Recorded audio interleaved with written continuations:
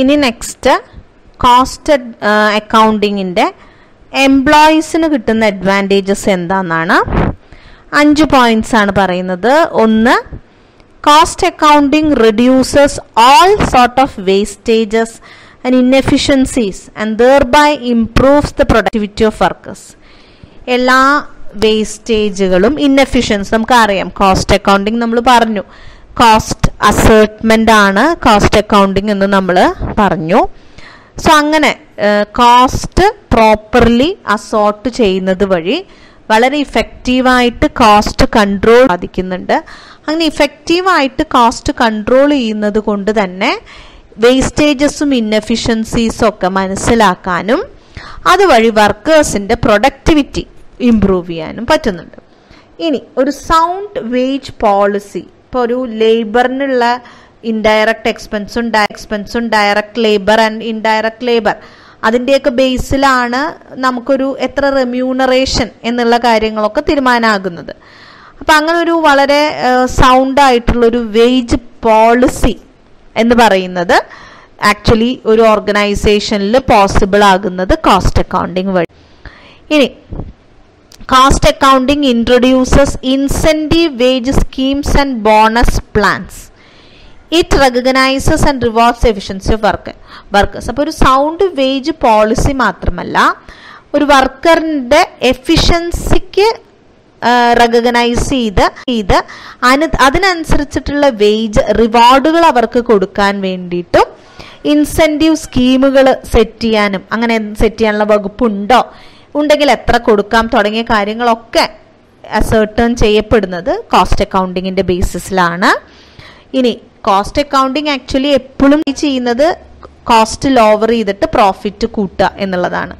Profit കിട്ടും തോറും ബോണസൊക്കെ വർക്കേഴ്സിന് കിട്ടും അതിനനുസരിച്ചിട്ട്. അപ്പം അത് കോസ്റ്റ് അക്കൗണ്ടിങ്ങിന് അങ്ങനെ ഒരു എംപ്ലോയീസിന് ആ ഒരു അഡ്വാൻറ്റേജ് ഉണ്ട്. Overall prosperity and stability of business ensure ചെയ്യുന്നത് കോസ്റ്റ് അക്കൗണ്ടിങ് ആണ്. അപ്പോൾ ബിസിനസ് അങ്ങനെ സ്റ്റേബിളായി പോകുന്നത് കൊണ്ട് തന്നെ അവിടെ വർക്ക് ചെയ്യുന്ന വർക്കേഴ്സിന് ജോബ് സെക്യൂരിറ്റി പോസിബിൾ ആകുന്നുണ്ട്. അപ്പം ഇതൊക്കെയാണ് എംപ്ലോയീസിന് കിട്ടുന്ന അഡ്വാൻറ്റേജസ് എന്ന് പറയുന്നത്. ഇനി നെക്സ്റ്റ് ക്രെഡിറ്റേഴ്സിന് കിട്ടുന്ന അഡ്വാൻറ്റേജസ് ആണ്. ഇപ്പോൾ cost accounting records enable the creditors to ascertain the solvency and credit worthiness of business. ബിസിനസ്സിൻ്റെ സോൾവൻസിയും ക്രെഡിറ്റ് വർത്തിനെസ്സും, അതായത് ഒരു നമുക്കറിയാം ഒരു ഓർഗനൈസേഷൻ അല്ലെങ്കിൽ ഒരു ബിസിനസ് ഇൻഡിപെൻഡൻ്റ് ആയിട്ട് ഫ്ലറിഷ് ആവുന്ന ഒരു സംഭവമല്ല. അതെപ്പോഴും ഒരാളുടെ ഒറ്റ ഫണ്ട് കൊണ്ടൊന്നല്ല. ചിലപ്പോൾ ബാങ്ക്സ് ആയിരിക്കും നമുക്ക് കടം തന്നിട്ടുണ്ടാവും, അല്ലെങ്കിൽ ഫിനാൻഷ്യൽ ഇൻസ്റ്റിറ്റ്യൂഷൻസ് ആയിരിക്കും, അല്ലെങ്കിൽ ചിലപ്പോൾ ഇൻഡിവിജ്വൽസ് ആയിരിക്കും. അപ്പോൾ കോസ്റ്റ് അക്കൗണ്ടിങ് അങ്ങനെയുള്ളവരെയാണ് നമ്മൾ ക്രെഡിറ്റേഴ്സ് പറയുന്നത്. ആ ഒരു ഓർഗനൈസേഷൻ്റെ ഫങ്ഷനിങ്ങിലേക്ക് പൈസ കടം തന്നിട്ടുള്ള ആൾക്കാർ. സോ അവരെ സംബന്ധിച്ചിടത്തോളം ഈ കൊടുത്ത പൈസ തിരിച്ചു കിട്ടണം എന്നായിരിക്കുമല്ലോ. അങ്ങനെ കൊടുത്ത പൈസ തിരിച്ചു കിട്ടണം എന്ന് അവർക്ക് ആഗ്രഹം ഉണ്ടെങ്കിൽ സ്വാഭാവികമായിട്ടും ആ ഓർഗനൈസേഷൻ്റെ സോൾവൻസി അല്ലെങ്കിൽ അതിൻ്റെ ക്രെഡിറ്റ് വർത്തിനെസ് ഒക്കെ അറിയേണ്ടി വരും. കടം കൊടുത്താൽ കിട്ടാൻ വകുപ്പുള്ള കമ്പനിയാണോ, ബിസിനസ്സാണോ, ഒരു സോൾവൻ്റ് ആണോ, പാപ്പരൊന്നല്ലല്ലോ, അത്യാവശ്യം ക്രെഡിറ്റ് ക്രമത്തിൽ വെക്കാനൊക്കെ അവർക്ക് വകുപ്പുകളുണ്ടോ തുടങ്ങിയ കാര്യങ്ങളൊക്കെ അറിയേണ്ടി വരും. ഇത്തരം റെക്കോർഡുകളൊക്കെ എപ്പോഴും പ്രൊഡ്യൂസ് ചെയ്യപ്പെടുക കോസ്റ്റ് അക്കൗണ്ടിങ്ങിലാണ്. അതുപോലെ തന്നെ കമ്പനിയുടെ പ്രോഫിറ്റബിലിറ്റി, നിലവിലുള്ള പ്രോഫിറ്റബിലിറ്റി ഫിനാൻഷ്യൽ അക്കൗണ്ട്സ് വഴി കാണുമെങ്കിലും future prospects of the business ascertain ചെയ്യുക, per product, per job, per process profitability ഒക്കെ അസേർട്ടൺ ചെയ്യാനായിട്ട് കോസ്റ്റ് അക്കൗണ്ടിങ് എപ്പോഴും സഹായിക്കാറുണ്ട്. ഇനി ക്രെഡിറ്റേഴ്സിന് വെരിഫൈ ചെയ്യാൻ പറ്റും അവിടെ കൊടുക്കുന്ന ലോണുകൾ അവർ പ്രൊഡക്റ്റീവ്ലി ആണോ എംപ്ലോയ് ചെയ്യുന്നത്. ലക്ഷം രൂപ അല്ലെങ്കിൽ കോടിക്കണക്കിന് രൂപ കടമെടുത്തിട്ട് ഒരു പ്രോഡക്റ്റിലേക്ക് ഇവർ ഇൻവെസ്റ്റ് ചെയ്തിട്ട് ആ പ്രോഡക്റ്റ് അവർക്ക് പ്രോഫിറ്റബിൾ അല്ലെങ്കിൽ ഈ ലോൺ കൊടുത്തിട്ടുള്ള ക്രെഡിറ്റേഴ്സിന് ആ കാശ് തിരിച്ചു കിട്ടാൻ പോണില്ല എന്നല്ലേ. അപ്പം അങ്ങനെ ക്രോസ് ചെക്ക് ചെയ്യാനായിട്ട് പറ്റും. ഇനി ഓവറോൾ ബിസിനസ് പ്രോസ്പിരിറ്റിയും സ്റ്റെബിലിറ്റിയും ഉണ്ടാകുന്നത് വഴി കോസ്റ്റ് കൺട്രോൾ വളരെ ഇഫക്റ്റീവായിട്ട് നടക്കുന്നത് വഴി ഒരു ഓവറോൾ പ്രോസ്പെരിറ്റിയും സ്റ്റെബിലിറ്റി ഉണ്ടാകും. അത് പലപ്പോഴും ക്രെഡിറ്റേഴ്സിന് അവരുടെ ഫണ്ട് ഭദ്രമാണ് ഈ ഓർഗനൈസേഷൻ്റെ കയ്യിലെന്നും അതിന്ന് അവർക്ക് മുതലടക്കം ഫുൾ തിരിച്ച് കിട്ടും എന്നുള്ളൊരു വിശ്വാസത്തിലേക്ക്, സേഫ്റ്റി ഓഫ് ടു ഫണ്ട്സ് എന്നൊരു ഫീലിങ്ങിലേക്ക് വരുത്താൻ പലപ്പോഴും സഹായിക്കാറുണ്ട്. അതാണ് ക്രെഡിറ്റേഴ്സിനുള്ള അഡ്വാൻറ്റേജസ്. ഇനി നെക്സ്റ്റ് ഗവൺമെൻറ്റിനുള്ള അഡ്വാൻറ്റേജ് ആണ്. കോസ്റ്റ് അക്കൗണ്ടിങ് ഗവൺമെൻറ്റിനെ പോളിസി ഫോർമുലേഷനിൽ സഹായിക്കും എന്നാണ്.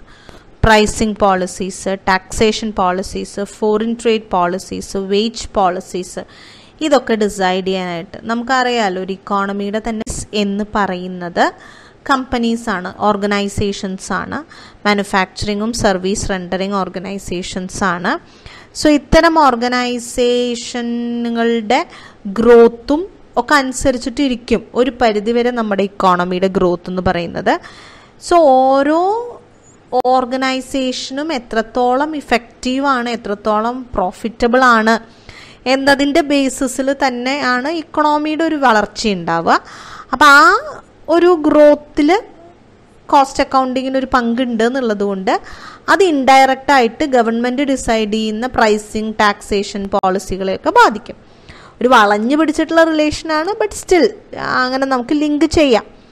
ഇനി പ്രിപ്പറേഷൻ ഓഫ് ബഡ്ജറ്റിനും സഹായകരമായിട്ടുള്ള, ഇപ്പം നമുക്കറിയാം ഏതെങ്കിലും ഒരു ഇൻഡസ്ട്രികൾക്ക്, ഒരു ഗ്രൂപ്പ് ഓഫ് കമ്പനീസിന് ഒരു ധനസഹായം കൊടുക്കണം, അതിന് ബഡ്ജറ്റിൽ നീക്കിയിരിപ്പ് വെക്കണം ഒക്കെ ഉണ്ടെങ്കിൽ അതൊക്കെ ആ ഇൻഡസ്ട്രിയിലുള്ള കമ്പനികളുടെ ആകെ മൊത്തം പെർഫോമൻസിനനുസരിച്ചിട്ടാണ്. ആ പെർഫോമൻസിനെ ഒരു നല്ല രീതിയിൽ, ഒരുവിധം നല്ല രീതിയിൽ ഇൻഫ്ലുവൻസ് ചെയ്യുന്നത് കോസ്റ്റ് അക്കൗണ്ടിങ് ആണെന്നുള്ളത് കൊണ്ട് പ്രിപ്പറേഷൻ ഓഫ് ബഡ്ജറ്റ്സിൽ കോസ്റ്റ് അക്കൗണ്ടിങ് ഒരു ഘടകമാണെന്ന് പറയാം. Excise duties, sales tax, income tax തുടങ്ങി അസസ് ചെയ്യാൻ വേണ്ടിയിട്ട്, ലേബർ ഡിസ്പ്യൂട്ടുകൾ സെറ്റിൽ ചെയ്യുക, വേജും ബോണസും ഒക്കെ തമ്മിൽ ഒക്കെ അതുമായി ബന്ധപ്പെട്ടുള്ള തർക്കങ്ങൾ വരുമ്പോൾ വേജസിനും ബോണസിനൊക്കെ ഇപ്പോൾ പറയുന്ന നിരക്കിൽ അർഹതയുണ്ടോ, അതോ അവർക്ക് കൂടുതലാണോ കിട്ടുന്നത്, കുറവാണോ കിട്ടുന്നത് തുടങ്ങിയിട്ടുള്ള തീരുമാനങ്ങളൊക്കെ പലപ്പോഴും ആ ഒരു ഓർഗനൈസേഷൻ ഡയറക്റ്റ് ലേബർ, ഇൻഡയറക്റ്റ് ലേബറിന്റെ പേരിൽ എത്ര എക്സ്പെൻസ് ഇൻകർ ചെയ്യുന്നു എന്നതിന്റെ ബേസിൽ തന്നെയാണ്. അപ്പം ആ രീതിയിൽ പിന്നെ ഗവൺമെന്റിന് manage and improve the performance of public sector undertaking. പൊതുവായിട്ട് ഇത്തരം പോളിസി ഫോർമുലേഷന് ഉപരി പബ്ലിക് സെക്ടർ അണ്ടർടേക്കിങ്ങുകൾ ഉണ്ടല്ലോ. ഇത്തരം പബ്ലിക് സെക്ടർ അണ്ടർടേക്കിങ്ങുകൾക്ക് അവരുടെ പെർഫോമൻസ് ഔട്ട്റൈറ്റ് ആയിട്ട് എന്താ പറയുക, കൺട്രോൾ ചെയ്യാനും കോസ്റ്റ് അക്കൗണ്ടിങ് എങ്ങനെയാണോ ഒരു പ്രൈവറ്റ് സെക്ടറിൽ കോസ്റ്റ് അക്കൗണ്ടിങ് ഉപകാരപ്പെടുന്നത്, അതേ ഉപകാരങ്ങൾ ഒരു PSUലും ഉണ്ട്. അപ്പം ഗവൺമെന്റിൽ പറയുന്ന ഉപകാരങ്ങളൊക്കെ ഏറെക്കുറെ വളഞ്ഞത് കെട്ടിയതാണെങ്കിൽ പോലും പക്ഷെ നമുക്ക് അങ്ങനെ വേണമെങ്കിൽ ലിങ്ക് ചെയ്യാം. അപ്പം അതാണ് ഗവൺമെന്റിന് കിട്ടുന്ന ഇങ്ങനെയുള്ളൊരു കോസ്റ്റ് അക്കൗണ്ടിങ് സംവിധാനമുള്ളത് കൊണ്ട് ഗവൺമെന്റിന് കിട്ടുന്ന ഉപകാരങ്ങൾ എന്ന് പറയുന്നത് ഇതൊക്കെയാണ്. ഓക്കെ, ഇനി next advantages to general public അല്ലെങ്കിൽ സൊസൈറ്റിയാണ്. അപ്പം നമ്മൾ പറഞ്ഞു ഏറ്റവും കുറവ് വേസ്റ്റേജ് സംഭവിപ്പിച്ച് ഇൻഎഫിഷ്യൻസീസ് റിമൂവ് ചെയ്ത് കോസ്റ്റ് ഓഫ് പ്രൊഡക്ഷൻ ലോവർ ചെയ്യുക എന്നുള്ളതാണ് കോസ്റ്റ് അക്കൗണ്ടിങ്ങിൻ്റെ അത്യധികമായ ലക്ഷ്യം.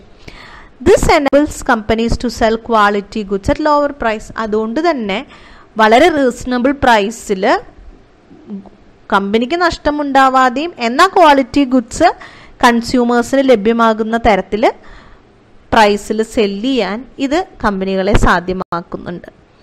ഇനി കൺസ്യൂമേഴ്സിനൊരു ഫീലിംഗ് ആണ് ഈ ഒരു കോസ്റ്റ് അക്കൗണ്ടിങ് സിസ്റ്റം കൺസ്യൂമേഴ്സിന് വെരിഫൈ ചെയ്യുമ്പോൾ അവർക്കുള്ളൊരു ഫീലിംഗ് എന്താ വെച്ചാൽ, എന്തുകൊണ്ടാണ് പ്രൈസ് ചാർജ് സംഭവിക്കുന്നത്, അല്ലെങ്കിൽ ഇങ്ങനെ സംഭവിക്കുന്ന പ്രൈസ് ചേഞ്ച് റീസണബിൾ ആണോ അല്ലേ എന്നുള്ളത് കോസ്റ്റ് അക്കൗണ്ടിങ് സിസ്റ്റം ആ ഒരു റാറ്റിഫിക്കേഷൻ കൺസ്യൂമേഴ്സിന് കൊടുക്കുകയാണ്. ഇനി പ്രൊഡക്ഷന് ബെറ്റർ മെത്തേഡുകൾ ഇൻട്രൊഡ്യൂസ് ചെയ്യാനും അതുവഴി ക്വാളിറ്റി ഗുഡ്സ് പ്രൊഡ്യൂസ് ചെയ്യാനും കമ്പനീനെ സജ്ജമാക്കുക അക്കൗണ്ടിങ്ങിന് സാധിക്കുന്നുണ്ട്. കോസ്റ്റ് അക്കൗണ്ടിങ് കമ്പനിയുടെ പ്രോഫിറ്റബിലിറ്റി കൂടുന്നുണ്ട്, എംപ്ലോയ്മെൻറ്റ് ഓപ്പർച്യൂണിറ്റീസ് കൂട്ടുന്നുണ്ട്. അതുപോലെ ഇൻഫ്ലേഷനെ കൺട്രോൾ ചെയ്യാൻ, കാരണം കോസ്റ്റ് കൺട്രോളിങ്ങും കോസ്റ്റ് റിഡക്ഷനും വഴി ഇൻഫ്ലേഷൻ ക്രബ് ചെയ്യുക എന്നുള്ളത് കോസ്റ്റ് അക്കൗണ്ടിങ് വഴി പോസിബിൾ ഉണ്ട്. ഇത് നിങ്ങൾ മനസ്സിലാക്കേണ്ട ഒരു കാര്യം എന്താ വെച്ചാൽ, ഇതൊക്കെ കോസ്റ്റ് അക്കൗണ്ടിങ് മാത്രം കൊണ്ട് ചെയ്യണതൊന്നല്ല. നമ്മൾക്ക് ചില മാനേജ്മെൻറ്റിനുള്ള ചില അഡ്വാൻറ്റേജസ് എന്നൊക്കെ പറയുന്നത് നമുക്ക് സത്യം പറഞ്ഞു കഴിഞ്ഞാൽ വളരെ ഡയറക്റ്റായിട്ട് കോസ്റ്റ് അക്കൗണ്ടിങ്ങിൻ്റെ അഡ്വാൻറ്റേജ് ആയിട്ട് ലിങ്ക് ചെയ്യാൻ പറ്റുള്ളൂ. ഈവൻ എംപ്ലോയീസിനും ക്രെഡിറ്റേഴ്സിനും ഒക്കെ ഉള്ളത്. ഗവൺമെൻറ്റിന് ജനറൽ പബ്ലിക്കിനൊക്കെ ഉള്ളതൊന്നും എല്ലാം വളരെ ഡയറക്റ്റായിട്ട് കോസ്റ്റ് അക്കൗണ്ടിങ്ങിൻ്റെ ഒരു ഇതല്ല. പക്ഷേ കോസ്റ്റ് അക്കൗണ്ടിങ് ഉള്ളത് കൊണ്ട് ഇതൊക്കെ പോസിബിൾ ആകുന്നു എന്ന് മാത്രം. അപ്പം അങ്ങനെ നമ്മൾ അഡ്വാൻറ്റേജസ് പറയുമ്പോൾ അതിനെ പല കാറ്റഗറി ആയിട്ട് തിരിക്കുന്നുണ്ട്. അതിൽ ഏറ്റവും കൂടുതൽ കോസ്റ്റ് അക്കൗണ്ടിങ് കൊണ്ട് ഒബ്വിയസ്ലി മാനേജ്മെൻറ്റിന് തന്നെയാണ് അഡ്വാൻറ്റേജ്. പിന്നെ അത് കഴിഞ്ഞാൽ എംപ്ലോയീസിന്, ക്രെഡിറ്റേഴ്സിന്, ഗവൺമെൻറ്റിന്, ജനറൽ പബ്ലിക്കിനൊക്കെ അതിന് ശേഷം വരുന്ന ഉപകാരങ്ങളേ ഉള്ളൂ. അതും നോട്ട് ടു ഡയറക്റ്റ്, ഇൻഡയറക്റ്റ് ഒക്കെ തന്നെയാണ്. പക്ഷെ അങ്ങനെ അല്ലേന്ന് ചോദിച്ചാൽ ആ രീതിയിൽ വേണമെങ്കിൽ നമുക്ക് അത്തരം അഡ്വാൻറ്റേജുകൾ ചിന്തിക്കാം. അത്രേ ഉള്ളൂ. കുറച്ച് കറങ്ങി പിടിച്ചിട്ടാണെങ്കിലും ആ രീതിയിൽ വേണമെങ്കിൽ നമുക്ക് അഡ്വാൻറ്റേജസ് ചിന്തിച്ചെടുക്കാം എന്ന് മാത്രം. സോ ഇതാണ് as a whole advantages cost അക്കൗണ്ടിങ്ങിൻ്റെ. മാനേജ്മെൻറ്റിനും എംപ്ലോയീസിനും ക്രെഡിറ്റേഴ്സിനും ഗവൺമെൻറ്റിനും ജനറൽ പബ്ലിക്കിനും അങ്ങനെ എല്ലാവർക്കും ഉള്ള ആണ് ഈ പറഞ്ഞിട്ടുള്ളത്. ഓക്കെ.